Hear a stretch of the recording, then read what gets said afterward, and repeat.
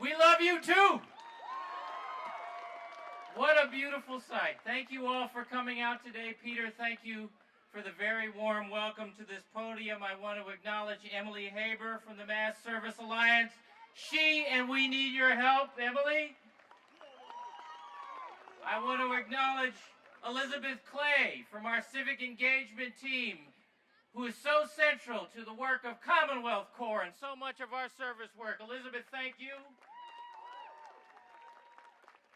I want to acknowledge the coalition of 22 organizations represented here today, the Friends and Leadership in Alan Casey, in Senator O'Leary, who I understand is here today, all of those who spoke, and all of those for whom you speak.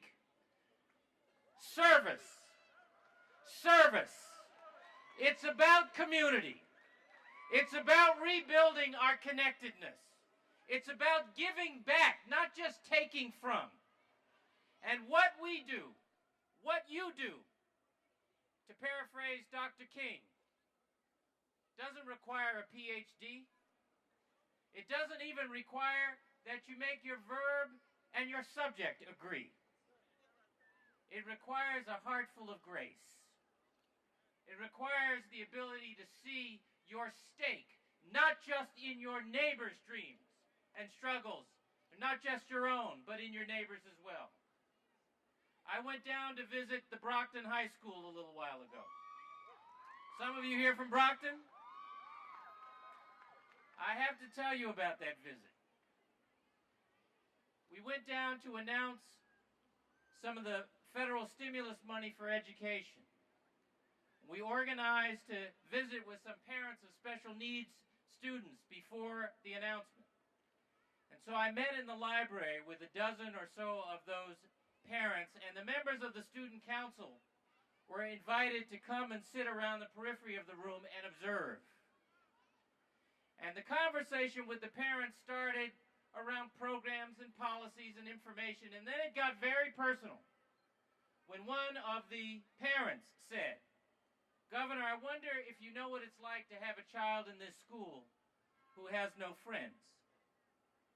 Her son had such profound learning issues that the other children shunned him.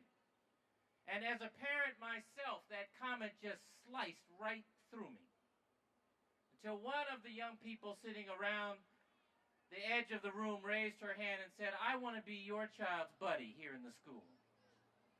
And another parent said, "Well, that's a nice idea, but my child is in the grammar school, not here in the high school."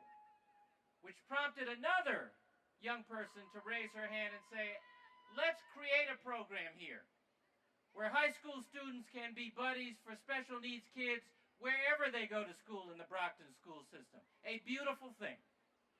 And the school superintendent had a predictable reaction and an understandable one when he started to wring his hands and say, "I'm not sure how we're going to afford this right now."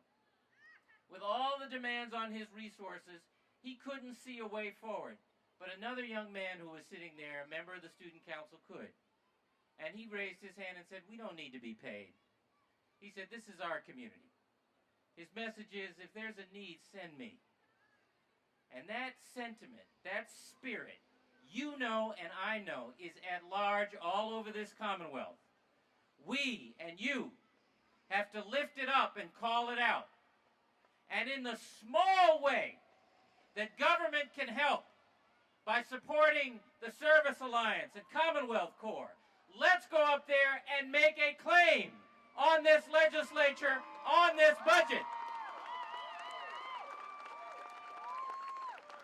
We need your help.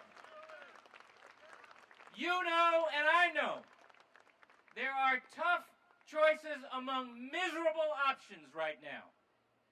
But now is not the time to walk away from the spirit of those young people in Brockton and of young people and middle-aged people and old people all across the Commonwealth who want again to see their stake in their neighbors' dreams and struggles and to act on it. Let's go make that happen. Thank you for being here today. God bless you.